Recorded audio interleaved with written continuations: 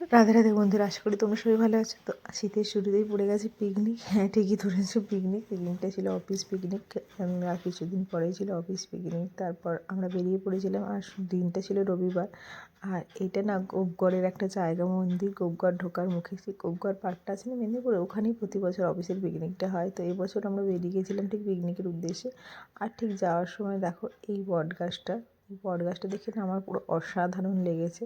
সেই আগেকার দিনে ঝুড়ি মামা বটগাছ আর মন্দির। তো ওইখানেই আমরা দাঁড়িয়েছিলাম, আমরা পার্কের রাস্তাটা খুঁজে পাচ্ছিলাম না, তো এই কারণে আমরা ওখানে দাঁড়িয়ে দাঁড়িয়ে ভিডিও করছিলাম। তো ভিডিও করতে করতেই কুন্তলের এরপর আমরা ঢুকে গেছি গোপগড়ে। এবার গোপগড়ের পার্কটা অনেকেই যারা থাকো মেদিনীপুরে তারা জানো, আর যারা জানো না তারা দেখে নাও। মেদিনীপুরে গোপগড়ের পার্ক ছিল এটা। তো এখানে এসেছিলাম আমরা পিকনিক করতে। আর পিকনিক করতে মানে পিকনিকে তখন রান্নাবান্না সবই হয়ে গেছে। আমরা জাস্ট গিয়েছিলাম পার্কটা ঘুরে আর খাওয়া দাওয়া করতে। আর বসে গেছি খাওয়া দাওয়া করতে, কারণ অনেকটাই দেরি হয়ে গেছিলো পৌঁছাতে প্রায় 2:30 বেজে গেছে। আর পাশাপাশি সব কুন্তলে অফিসের স্টাফরা ছিল আর তাদের ওয়াইফ টাইফরাও ছিল। তো প্রথমেই আমরা খেতে বসে গেছি, পাতে সবাইকে দিয়ে দিয়েছে। আর ভালো লাগে না এইরকম জঙ্গলের ভিতরে বেশ টেবিল চেয়ার আর পিকনিক, দারুণ লাগে। আমার তো খুব ভালো লাগে। তো এবার দেখো তোমাদের সঙ্গে দেখাচ্ছি যে পিকনিকে আমাদের কী কী খাবার দেওয়া হয়েছিল। তো প্রথমে দেওয়া হয়েছিল সেটা ছিল স্যালাড। আর স্যালাডের পরে দেখো এখানে একটা ছিল চিকেন টিক্কা। আর এটা খুব ভালো হয়েছিল খেতে, ভীষণই ভালো হয়েছিল। কারণ হয়েছিল মাটন তো আমি খাই না, তো সেই কারণে আমি এই টিক্কাটাই 2বার করে নিয়ে খেয়েছিলাম। খুবই ভালো খেতে হয়েছিল। আর এখানে বসে গেছে আমার ছেলে, আর এখানে অফিস স্টাফেরই কোনো একটা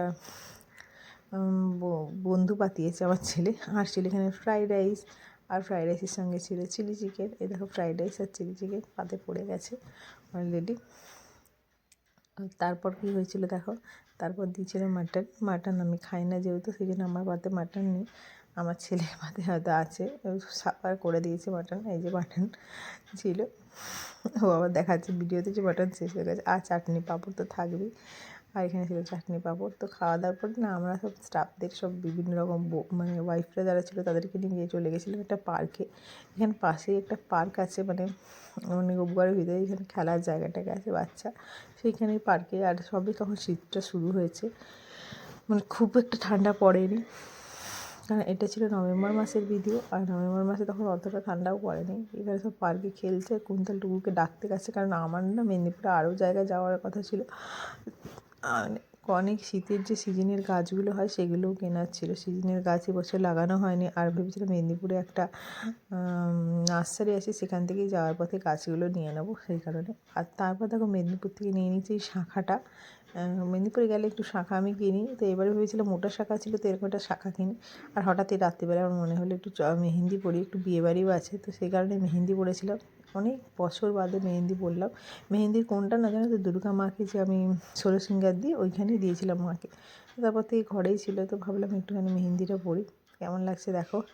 আর সেদিনও ছিল, তার পরের দিন ছিল শনিবারে না আমরা চলে গেছিলাম একটু বজরংবলী মন্দিরে। আর এই বজরংবলী মন্দিরটা কিন্তু আলাদা, তোমাদের আগে অনেক বজরংবলী মন্দির শেয়ার করেছি, মানে যেটাতে আমরা প্রায়ই যাই। আর এটা ছিল স্টেশনের কাছে। আর এটা না অদ্ভুতভাবে জানো তো, এই মন্দিরটা অনেক দিন যাওয়ার ইচ্ছে ছিল। সেদিন না আমরা মন্দিরের উদ্দেশ্যে যাইনি, জানি না কেন, মনে হলো বজরংবলী দাদা যেন অদ্ভুতভাবে আমাদের ডেকে নিয়েছে মন্দিরে। তো ওই রাস্তাটা আমরা কোনোদিনও যাই না, তো হঠাৎ করে গিয়েই মন্দিরে গেলাম।